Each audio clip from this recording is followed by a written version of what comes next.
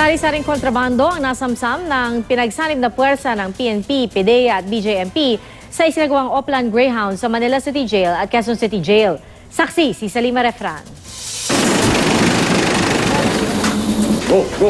Nagdulot ng tensyon ang hindi agad pagpapapasok ng mga tauhan ng PNP, PDEA at BJMP sa dormitoryo ng Batang City Jail sa Maynila.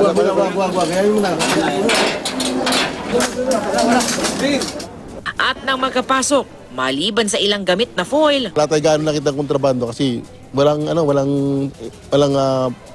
drug lord na nakaditin dito, mga lokal. Pero sa mga kubol sa door kung saan pinagsususpetsang may mga drug lord, may nakumpiska mga kutsilyo, cellphone, appliances, shabu-shabu set na pangluto at isang blue book. Meron tayo nakuhang blue book, yun ang paimbestiga namin sa intel namin. Nakita niyo naman yung ng isang drug lord. Naka-king size bed with aquarium. Hindi tulad sa Maynila, hindi pa sumisikat ang araw nang mapasok ng pinagsanib na puwersa ng BJMP, PNP Anti-Illegal Drugs Group at PDEA ang Quezon City Jail. Ang Quezon City Jail ang pinaka-congested na kulungan sa buong bansa sa ngayon. Nasa 3,524 ang bilang ng mga inmates na nagsisiksikan dito. Malayong-malayo do sa 600 na dapat na nilalaman lamang ng kulungan na ito. At tulad ng sa Bilibid, may nakakapasok din daw ng mga kontrabando dito. Kabilang sa mga na-recover ang mga sachet ng mga hinihinalang illegal na droga at drug paraphernalia. Imagine in one cell, about 300 or even 500 ang laman ng isang cell. So pinalalabas muna nila bago makapasok yung inspecting team.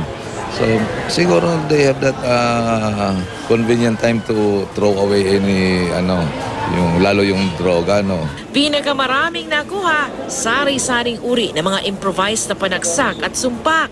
Meron din mga pamalo, LED TV at DVD player.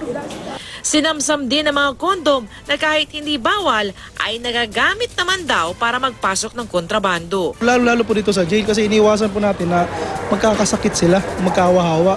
Kung sakaling may sakit, mas maganda, protection. Kinumpiska din ang pera ng mga inmate na ibabalik sa mga kaanak nila. May mga reports that mga illegal activities outside sa Metro Manila are being directed from the inside.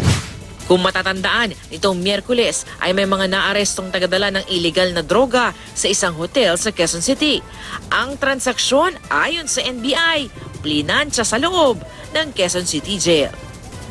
Ako si Salima Refran, ang inyong saksi.